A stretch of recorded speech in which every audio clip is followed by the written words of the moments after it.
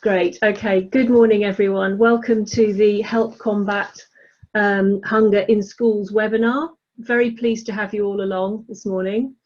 I'm Helen Shiels. I work at the business development. I work at the Biorenewables Development Centre. I'm business development manager. So I'm going to be your host for the webinar. And I'm going to do a little bit of introduction and housekeeping to start off with. Then I'm going to hand over to Nathan and Kevin at the Rethink Food programme. So they're going to share with us all that they've been up to recently with the Rethink Food programme and some really exciting case studies from them and news and update. And then we're going to have a little bit of a case study to show us how it all works and how we can get involved in this Rethink Food campaign. And then there'll be a little bit of a chat about the sponsorship opportunities that we can get involved with. And then we'll wrap up with a Q&A session at the end from about 11:50. So one thing, so hopefully that's all right with everybody. Little bit on how we're going to sort of run the webinar. Your cameras and your video, your sound will be muted throughout. If you want to ask a question, can I ask you to reserve your questions to the end of the webinar, and we will go back and take those questions from you then. That you can raise your hand or sort of raise your hand on screen as well. So we'll be able to unmute you and you can ask your questions. The session will be recorded, so if you've got friends and colleagues who are unable to attend, then we'll be able to send you a link for that at the end. And if you're having any technical issues like I've had earlier on this morning, then one of my colleagues, Alex Hutton, is on hand. So his email address is alex.hutton@york.ac.uk. So just drop him a line if you're having any issues with your technology. So there we go. That's the agenda for the call today. Housekeeping I've already been through. So a quick introduction from me and a little bit about the Biorenewables Development Centre. So you'll see on your screen now, hopefully, the site that we're located at in Dunnington. So this is the business park in Dunnington. And if I can click this little pointer here, oh yes. So we've got a number of units here. Here's our process development centre here with all our sort of processing equipment. Our analytical labs are over here. And this is our main office space here. Over here we have a processing unit, which up until fairly recently housed a pilot plant for extracting protein from potatoes. So that was a very exciting project we did there. And then over here we have our bioeconomy outreach centre, which when we're all back and working social distancing as well, we can go in there and enjoy that space and rent it out for conferences and seminars. So that's a little bit about where we are. We share this site with others such as Simpson of York, Minster FM, and we're not that far from the home of Cost Cutter, which is just along the 1079 road here. So that they would be another good candidate, I think, for the Rethink Food campaign. I think I missed, oh yes, here's a slide on the processes that we carry out at the Biorenewables Development Centre. You can see here on your left, it's all about fast track plant breeding. This is looking at new varieties of crops and plants that we can grow in the years ahead with climate change that are going to be resilient to climate change and that are going to be able to yield more protein, more fibre, all of that sort of thing. Characterising these materials, we can do all of that analysis, pre-processing, processing, all the way through to evaluating the end product and understanding the antimicrobial or the toxicity properties of these biomass plants.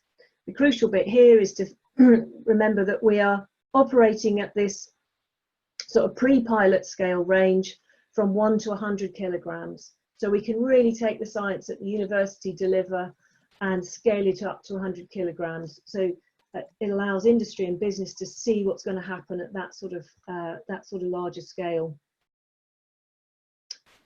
And then just one more slide from me. So this is just to introduce the proposition that we have for SME businesses in our region. So you can see the region of Leeds City region, North Yorkshire region here, and East Riding here.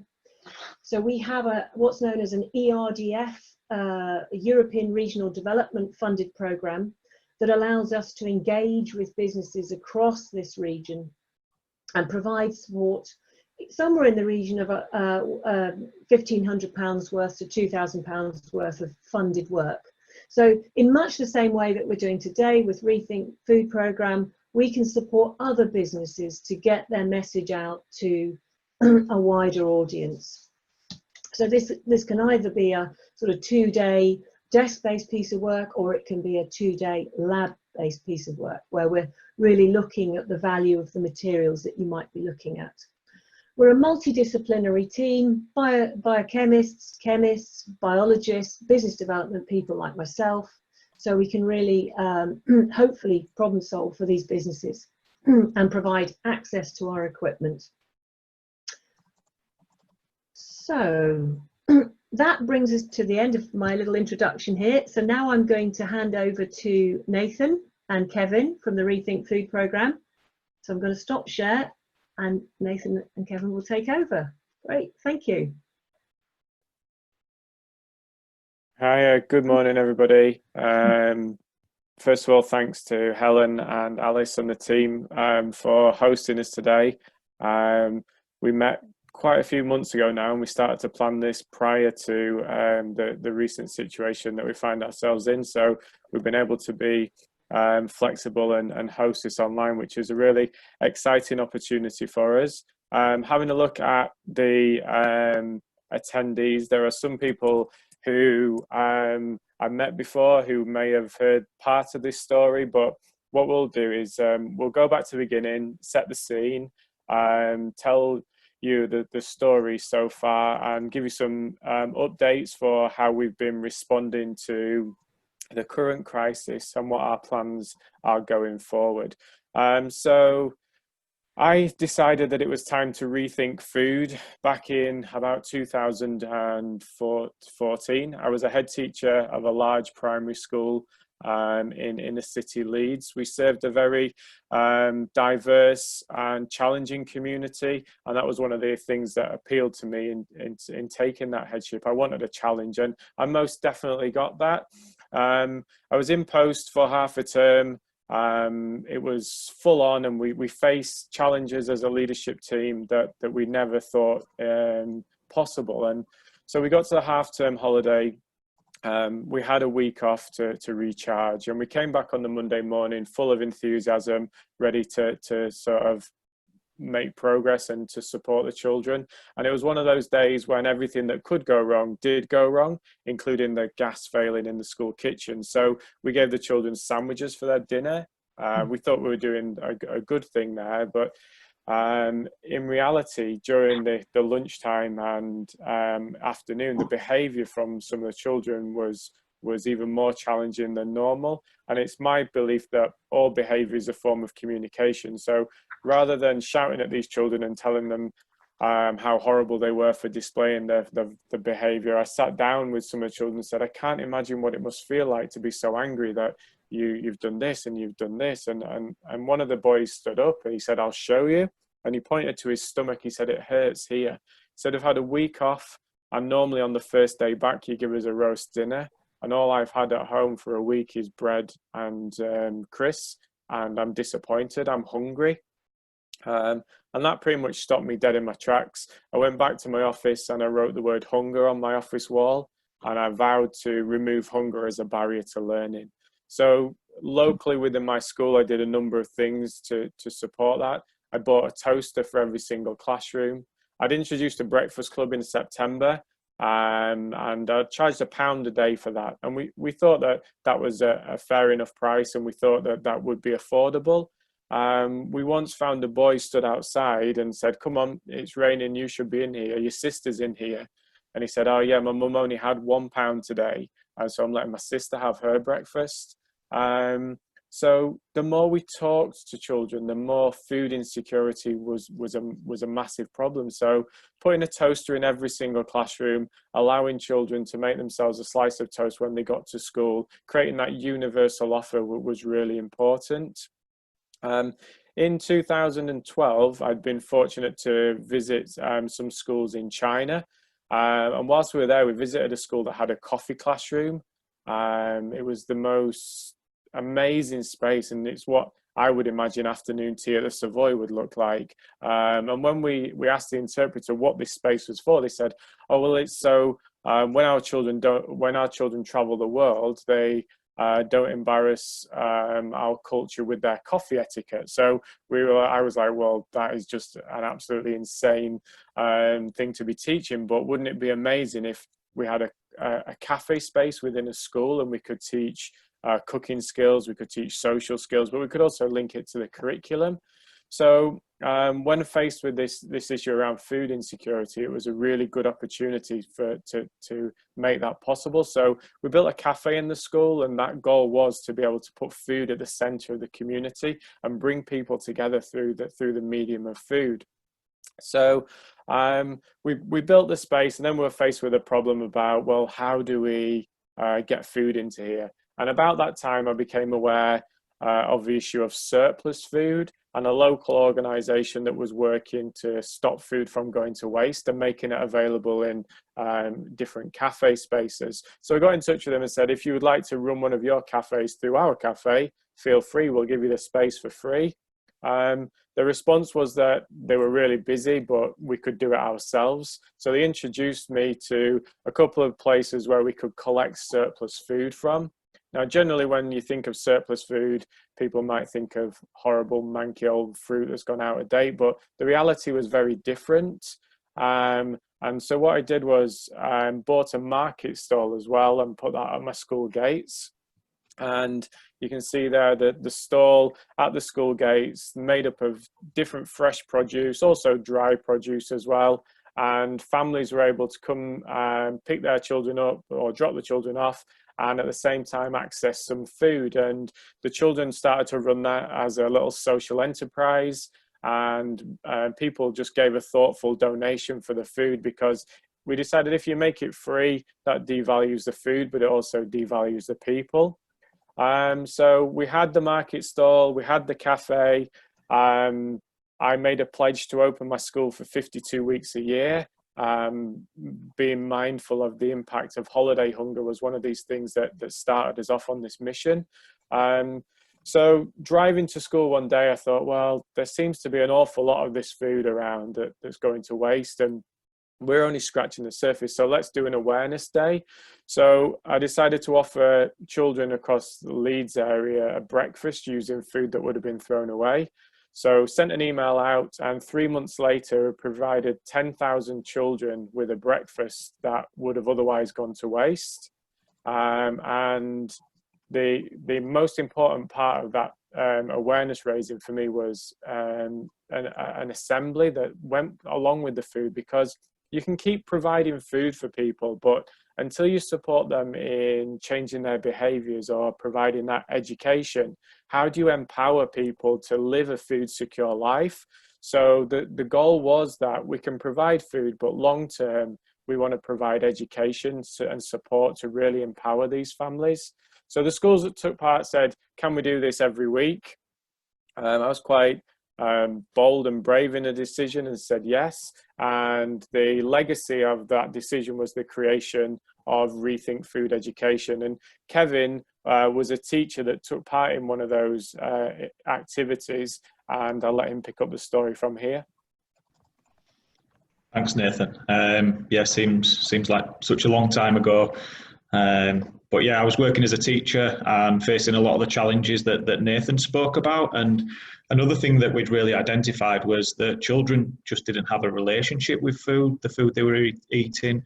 A lot of the times now we see that children and young adults have relationship with brands, but not necessarily the ingredients that go into it. So we really wanted to work on this, and I started my search to find different things that were going on around the city and the country that perhaps we could adopt to meet these challenges. And I heard about this head teacher in Leeds that was doing incredible things with surplus food. So we decided to bring it to our school for a number of different reasons. And I remember the week before the first delivery, just out on the playground at the end of the day when parents would come and collect the children as normal, thinking, what's going to happen when this food turns up? Are the people that we need to access it going to access it? Who's going to come? And I started to worry a little bit that perhaps they wouldn't. And one thing that Nathan had done really well with the initial launch was that assembly and talking to the parents and the community about the food before it arrived. So we decided to change the narrative a little bit and take that further. And we did a full 6-week program within class and around school and out to parents around the environmental impact of food and food waste. And it completely changed the way that our families looked at this food. The stigma was removed about it being waste. The barriers of pride and issues like that were starting to break down because they felt they were giving something back. We were saying, if you take this food, you're helping to save the planet, because otherwise it's going to go to waste. And we talked about all the different issues around that. And the children just absolutely loved that as a program. So not only were we able to get food out to those that needed it in a really safe way, but the educational outcomes were incredible for those 6 weeks as well.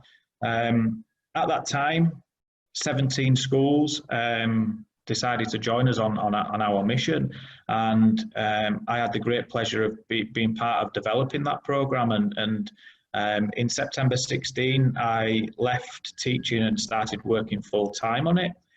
And I thought, great, I'll go out to these 17 schools and we'll just replicate what we did at mine and Nathan's school, and everything will be fine. But that was really naive, because every school and every community was facing slightly different problems, and they were using food in lots of different, incredible, amazing ways. And actually, an education program that was so structured wasn't what people needed. It needed to be flexible, it needed to be nimble, so that schools could use it in how they see fit to best meet the needs of their communities. So we started working on that, because education and empowerment is what we're all about. And just at that time, Nathan was introduced to the United Nations Sustainable Development Goals. He made the top 50 in the Global Teacher Prize, which was an incredible achievement with over 20,000 applicants. And as part of that, he got to network with lots of different teachers around the world. And he came back talking about these Sustainable Development Goals. And at first I was a little bit like, well, what can we do with them? Does it fit in with us? But the more and more we spoke about them, and the more we looked at them, not only were they an incredible learning resource, but they're incredibly important for everybody to know and understand as we move forward.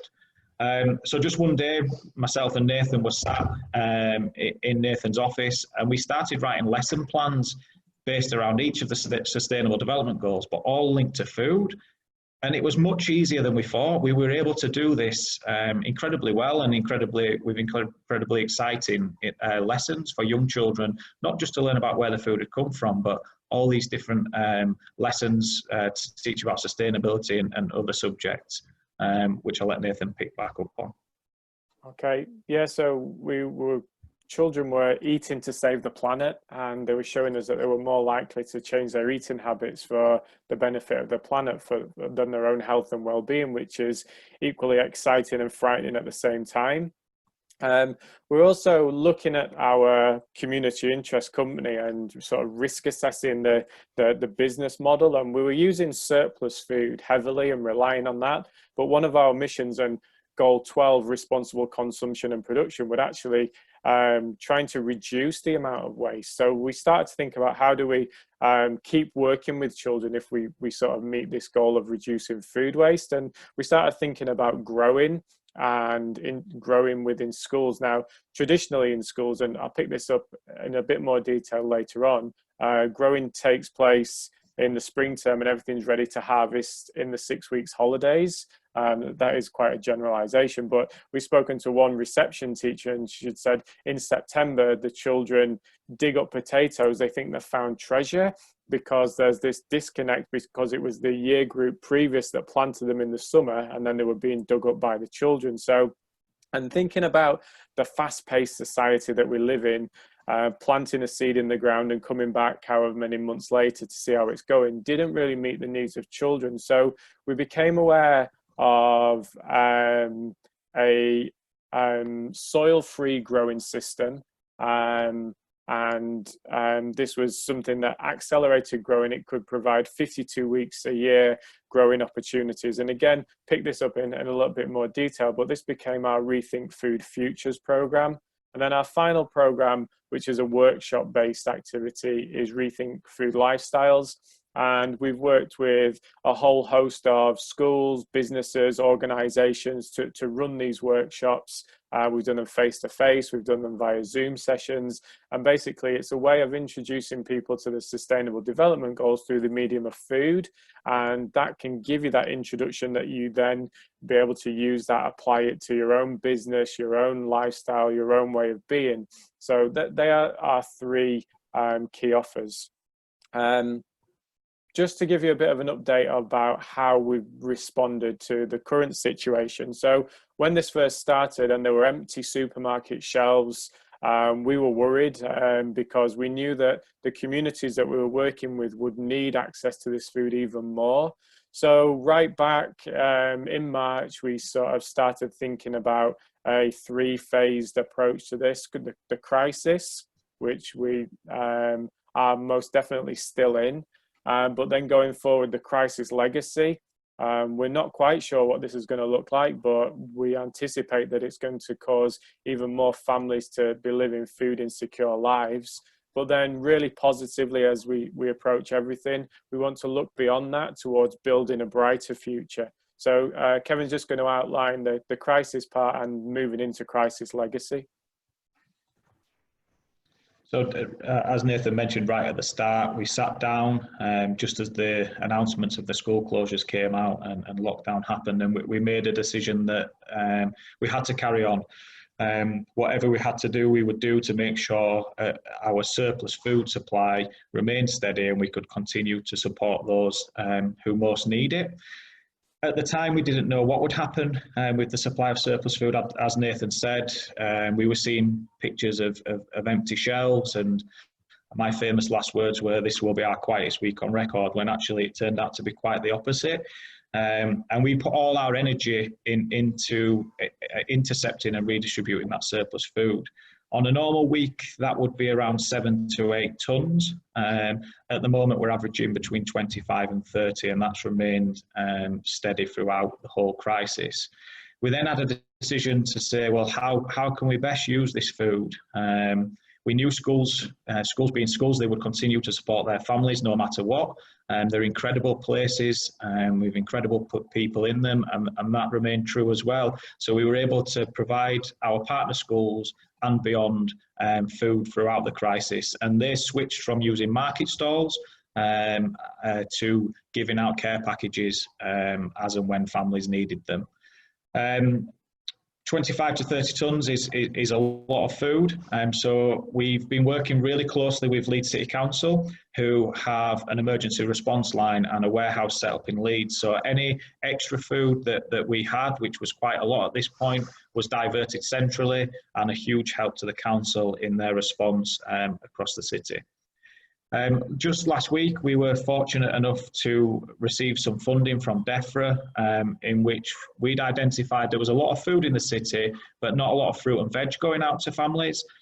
So we've been awarded £90,000 to spend over the next 9 weeks on fruit and veg, which takes us a little bit away from surplus, but during the crisis, it's something that is massively needed. So we'll be spending £10,000 a week with a local wholesaler, and this week we'll be delivering to 47 schools fruit and veg, and then next week 60.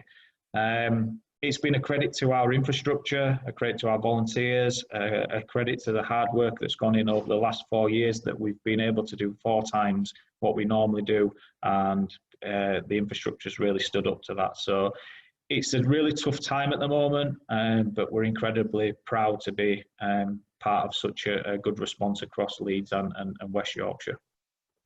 So making sure that we work towards that education and empowerment.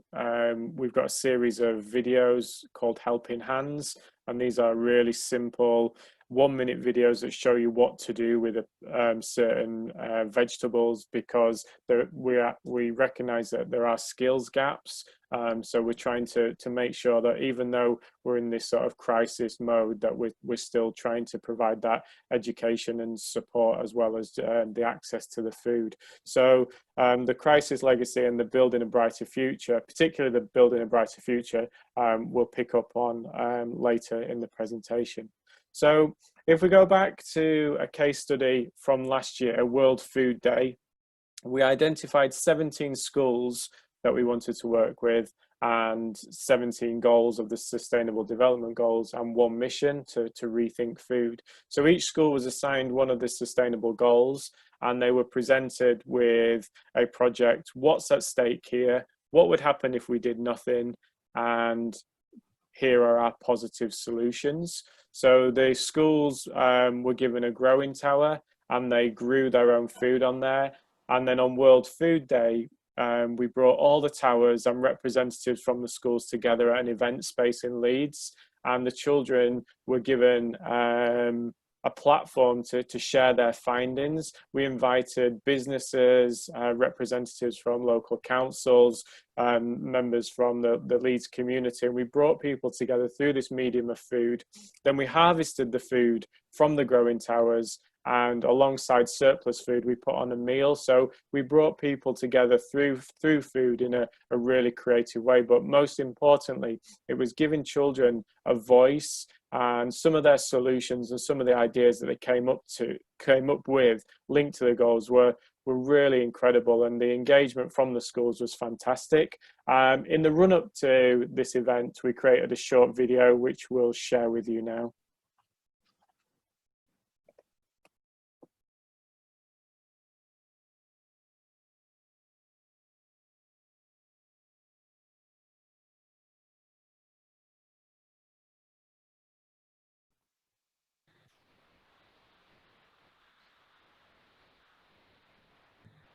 Nathan, the sound, can you hear it? Yeah.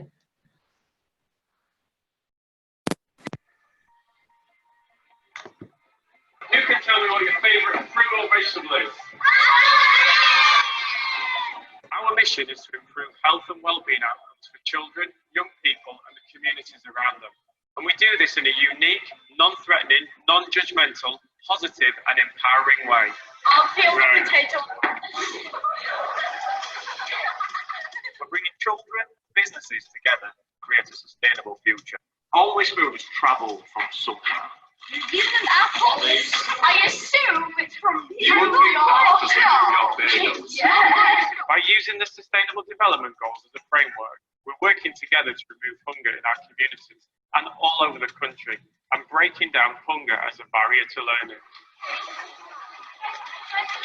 We're improving our own health and well-being. We're improving the health and well-being of our families and friends, and we're improving the health of our planet. So why is water important then? Fantastic. We're providing quality education, which in turn truly empowers people to make food choices to support a sustainable future.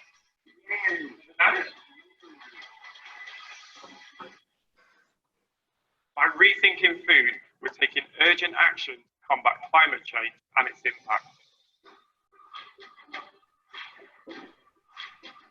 Our tower gardens introduce an alternative method of food production.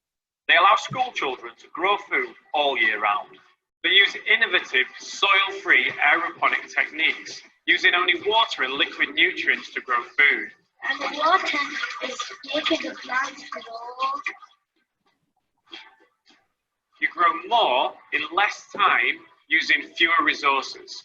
And we want to get these towers into as many schools and communities as possible.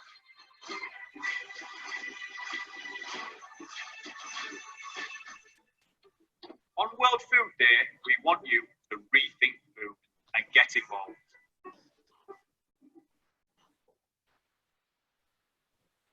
Okay, I think there was a bit of a problem with the sound at the start. I still had my headphones plugged in, so I could hear it, but we got there in the end. So that just captures a little bit of what we've been doing there. So Rethink Food Futures is the program that links to the Growing Towers. And we say that on that program, children start off as a scientist to become a farmer, a chef, but most importantly, to become consumers. I think about 97% of children don't eat enough fresh produce, but statistics show that when children grow their own food, they're 5 times more likely to eat it. And we've definitely seen this right the way throughout this program. Children get excited. As Kevin said earlier, they build a relationship with food. They have an improved relationship with the food. We've seen improved attendance at schools. Feedback is that children can see the growth every single day. So seed the salad in 60 days. And that's fantastic, right from that germination through to being able to put the food together and to make a meal. And this isn't just one program that the schools deliver once and then that they stop. It's something that they can keep using again and again. And we've developed a curriculum that links to this, and there are some really engaging activities. We try to get as many schools as we can to network and bring them together. And we've got Rethink Food Futures right the way across the country. Our most recent big event that we did linked to World Book Day. Just before Christmas, schools received a delivery of magic beans, which they planted before Christmas and then came back to the start of their beanstalk. We try to put a little bit of a twist on things and teach elements of food. So the obviously people know the story of Jack and the Beanstalk, but the challenge that the children were given was whatever happened to Jack's cow. And so we're able to teach about dairy farming and link that into the curriculum. And on World Book Day, we had schools across the country sitting down around their growing towers, sharing their stories, being able to harvest the beans that they'd grown, their own full beanstalk on there, the creative writing. And also we're able to take some children to a dairy. So we took children to Arla. We gave them a tour and they were able to see firsthand sort of what a dairy was looking like. So there are lots of powerful different ways. We had a really nice activity planned for Wimbledon, which would have started today, that was involving strawberries on our growing tower. So you can grow strawberries, and we will definitely pick that up again next year. But even saying the challenges that lockdown has presented, we still have schools that have had their growing towers set up right the way throughout this. So for those children that have been coming in every day, it's been a really interesting point of reference, and it's helped pass time. So we've had activities going on where old school versus new school, planting things in a growing tower and planting things outside, seeing which ones grow really well. We've got a partner school in Manchester that have linked to the program FaceTime a Farmer, where the farmer planted wheat outside in the fields, the school planted it in their growing tower, and they raced to see which was most successful. Prior to just when the school locked down, they took the wheat out of their growing tower and planted it outside, and it continued to grow, and the school have been able to share that via their different social media. So there's lots of really exciting and engaging ways to link Rethink Food Futures into the curriculum. There's another short video just to capture what this looks like within a classroom.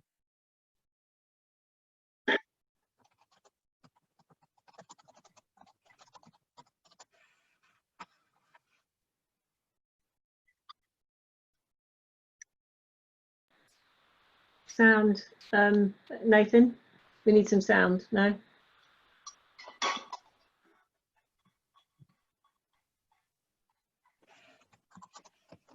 No sound? There is only music to this, so if there's no sound, it doesn't really matter. That's fine.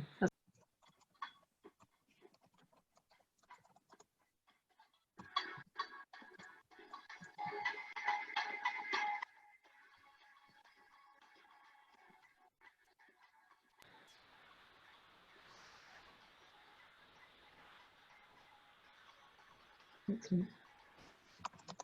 Yeah, so sorry about that again, it's a bit of a sound problem. So that was just a tower in a classroom, children harvesting it. You can see that it's clean growing. And I think what's really important is that if we go back to the original title of this webinar, is about removing hunger, but that's what drives us every single day. But the biggest thing is that we're doing it in a way where children don't realize, and that's really, really important to us.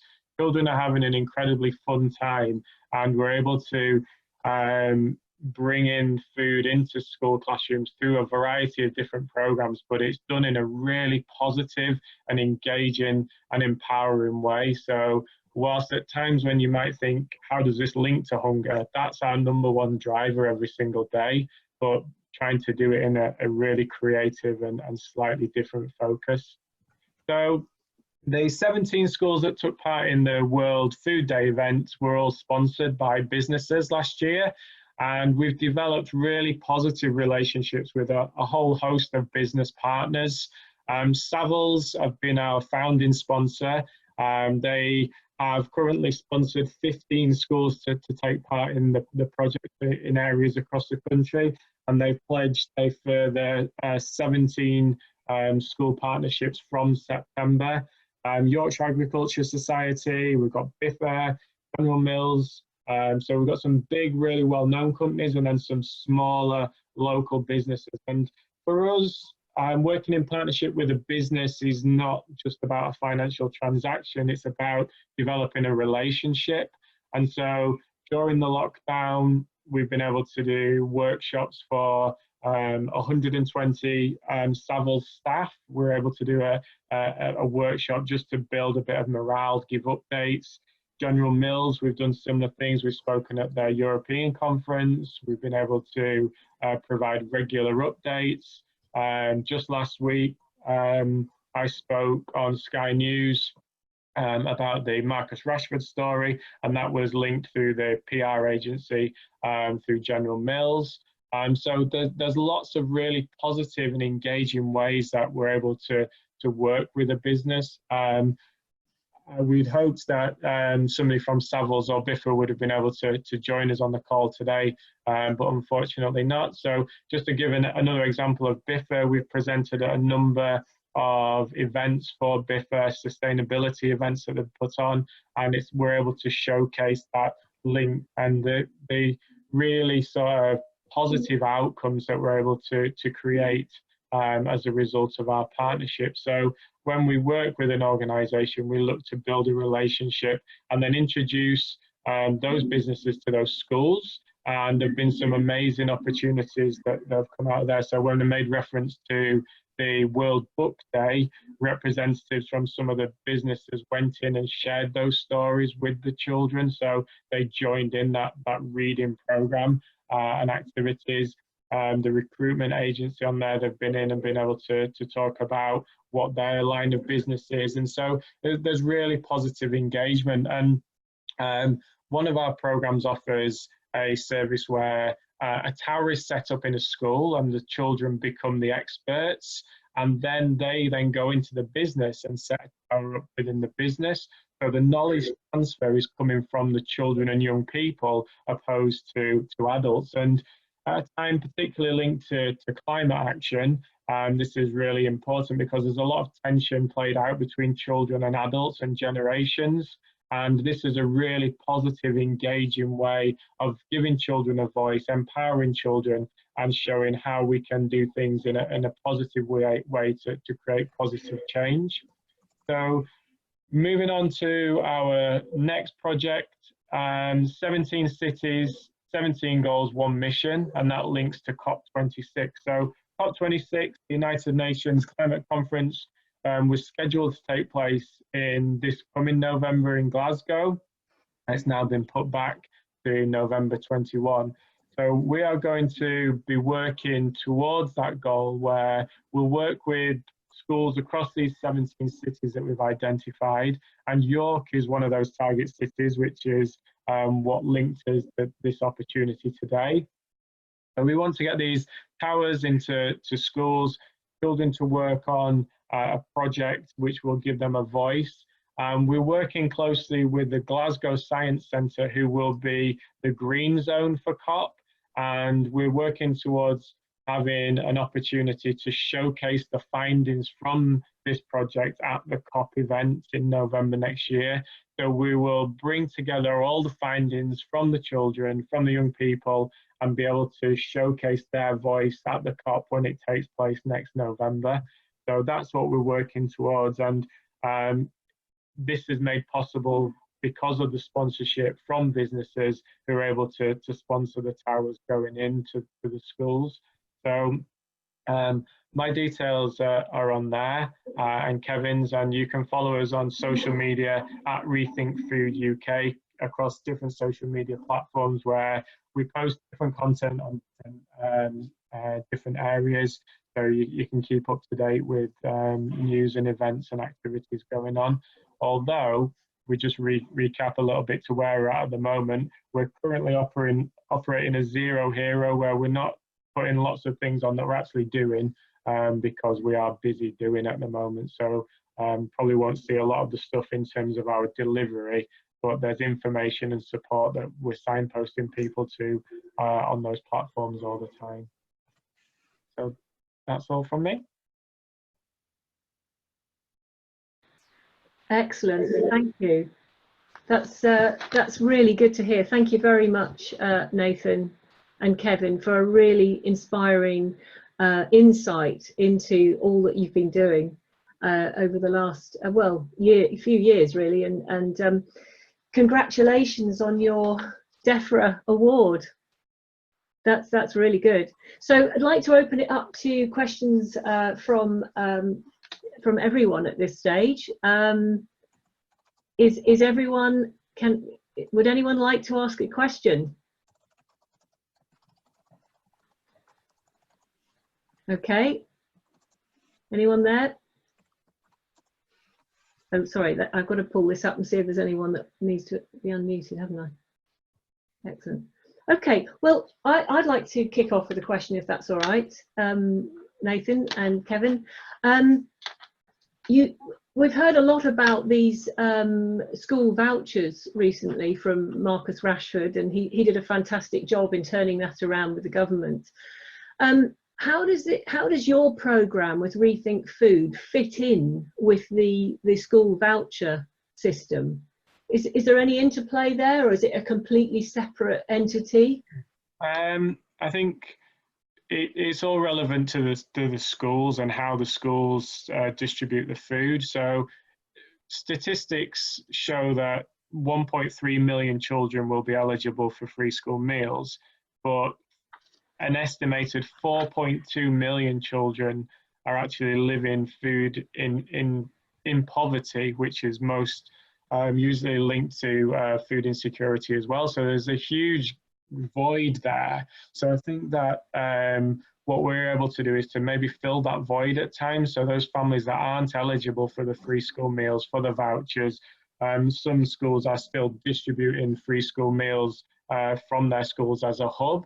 And we've seen that some schools are using the food that we give out to be able to send to those families, but then they're able to target the vulnerable families that are maybe not eligible. So it's down to the relationships with the schools, really, and how they distribute that. We work with, again, with Leeds City Council and Leeds Community Foundation on a Healthy Holidays programme, and we distribute food through that programme as well. Excellent. Healthy Holidays, I like that. Excellent. We have a question here from Hugh Powell. Hello, Hugh, at Nestle. And he's asking, how much does it cost to put a tower into a school? If you can let us know. Yeah, so we've got 3 offers, gold, silver and a bronze.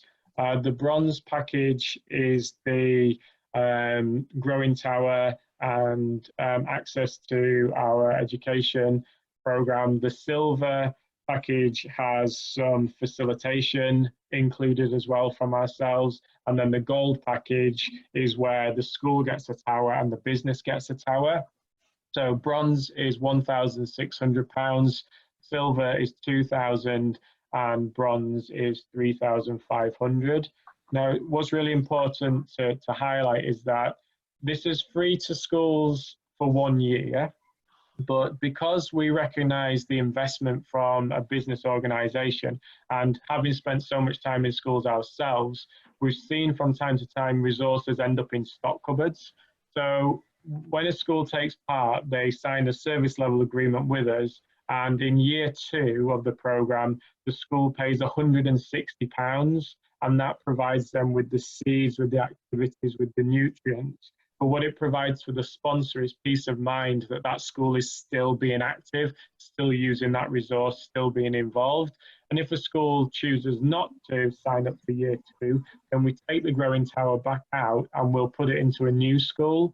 So that investment then will be transferred onto another school. So it means that the investment from a business is something that is going to be guaranteed over a number of years, and not just something that will be used once and then put in a cupboard and forgotten about. Yeah, no, that's really good to hear that. And I love the fact that you were talking about it works within the school term, so that they can actually reap the rewards of what they've sown and grown within their school term. So we have another question here, a couple of questions here from Adrian Lovett. Thank you, Adrian. He's asking, are you still able to get to all schools everywhere, not just the 17 in 17 cities? Yeah, that's right. So the 17 cities program is a specific project. But we have growing towers in a whole host of different areas. This is just the COP26 project, which is the 17 cities. So we can get towers delivered and up and running in any area of the UK. So yeah, it's not just exclusive to the 17 cities, nor is it exclusive to schools. We're able to work in different sort of communities as well. It's just that this particular area is championing around the school. So food education is important in a whole host of different places. So moving forward, we might look into all different sort of community groups, faith groups, sports clubs, a whole host of different areas where we can work to be able to deliver the programme. Excellent. And just one other question from Adrian. Are education authorities able to fund any of these towers, all these programs? I'm sure that would just come down to affordability and budgets. There are different ways. We've worked with some schools that have submitted an Awards for All grant through the National Lottery, and they've been able to then buy a couple of towers for the school as well as facilitation time, and we've run some really good cross-generational workshops after schools where family members have come in and worked with the children on this project out of hours. So I think that Kevin said earlier about being nimble and responding to different needs. That's something that we're able to do, and different relationships in different places means that the outcomes are positive, and we understand the needs of the different communities. Excellent. Now we have another question from Adrian. I'm just wondering if Adrian would like to ask the question directly. Can we unmute Adrian so he can ask this question? There he is. Yeah, Excellent. can you hear me now? Yes, hello Adrian. Hi. Sorry, I don't want to hog all the questions, but I've been watching some webinars from Sustainable Food Cities about how I think different schools have been coping with the pandemic. And one of the ideas they came up with was about using school catering. This is with the schools that were just providing school catering for key worker children, to adapt to that, to provide food for Meals on Wheels for older people. And that seems to have been quite a good idea of trying to use the resources that the best schools have, you know, industrial quality kitchens, to be working not just in the school week but in the evenings and through the holidays, and trying to reinvent Meals on Wheels even though they've died out in lots of places. And I just wondered whether that had come across your thoughts at all. Hi Adrian.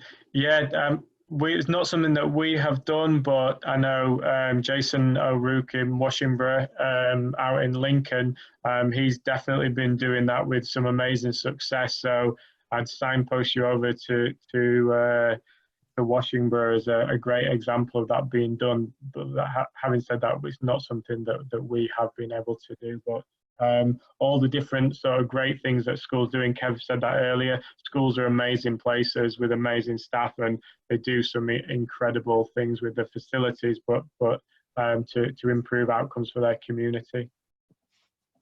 I think there is another question to do with the towers in classrooms as well. Would we have one tower per school or one per class? So we have, generally it's one tower per school. The growing towers are on wheels, so you can move them around from space to space. One class or the school council might be looking after it in the first instance, but then it can be passed from class to class. Our education resource is differentiated so that it can be accessed by different year groups, so it's not limited by age group.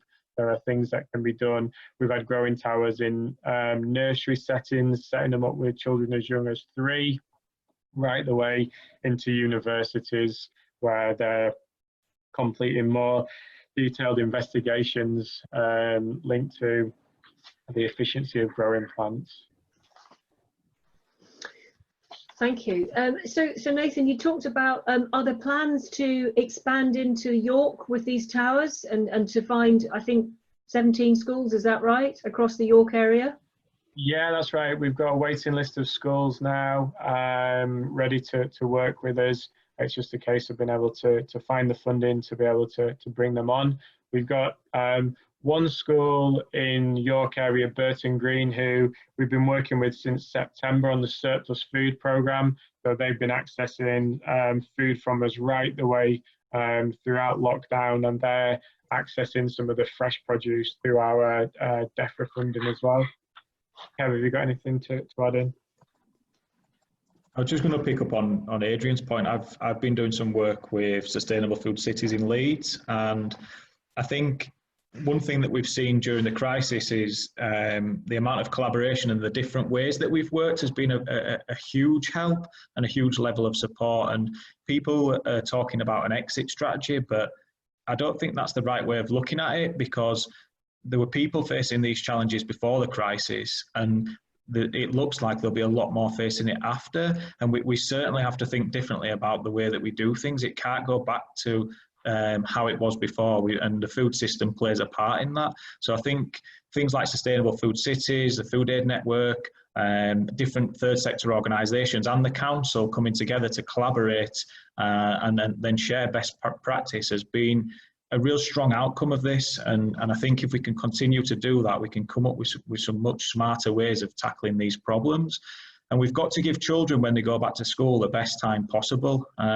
It's been an incredibly tough time for everybody, but to give these children and young people a positive start in September is really, really important to us, and food will play a big part in that.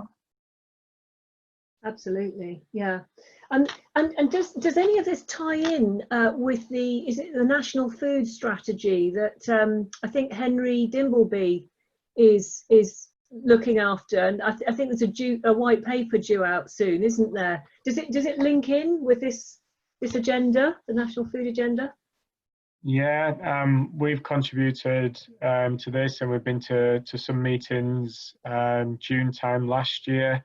The Food Foundation have been doing some great work as well to feed into that as well, and we've worked closely with the Food Foundation for some time. So yeah, hopefully that will be something positive coming out, particularly around education. And again, just a discussion in the last 24 hours about the importance of food education within schools. And until it, beyond making its way onto the curriculum, until it's evaluated through an Ofsted inspection, I think that we'll still struggle to really get that universal buy-in to this. There will always be schools that do amazing things, but that universal buy-in will be, I anticipate, subject to school inspection. So if we could get that, then that would be fantastic, because it will support children and young people and future generations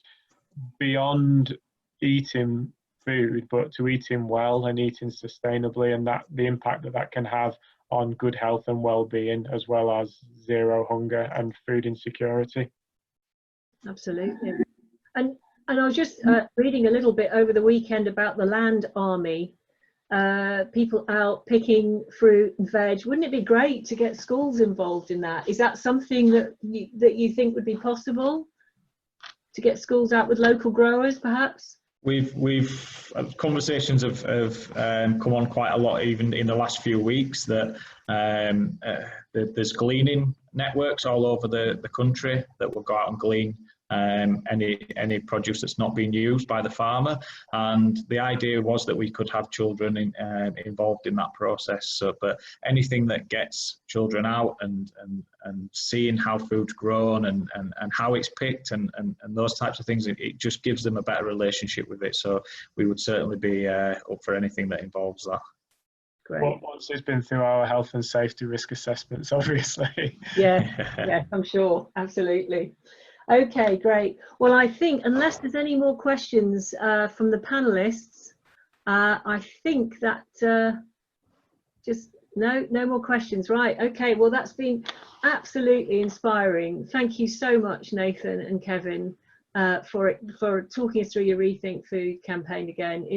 I've really enjoyed hearing about this story all along, and I wish you every success in everything that you're doing here. So you've put your details up. That's great. So if anyone would like to get in touch with Nathan, Kevin, Rethink Food, please do email if you've got ideas for sponsorship or connections for sponsorship. Is that right, Nathan, Kevin? They can just contact you directly. Yeah, that's great. Excellent. And we just had a comment from Hugh to say thank you. It's been very inspiring as well. Thank you. Worthwhile program. That's great. Excellent. Okay, so I think that's I thank you all round to you both, to the team at the BDC for helping us put this webinar together, Alice, Caroline for making sure everyone was on board, Alex for supporting us with the IT. Thank you very much. So there will be a recording that we'll send the link round in the next few days, so you can get access to that. Okay, great. Thank you very much. So I'll leave it there. Okay, cheers. Thanks everyone. Bye. Bye. Bye.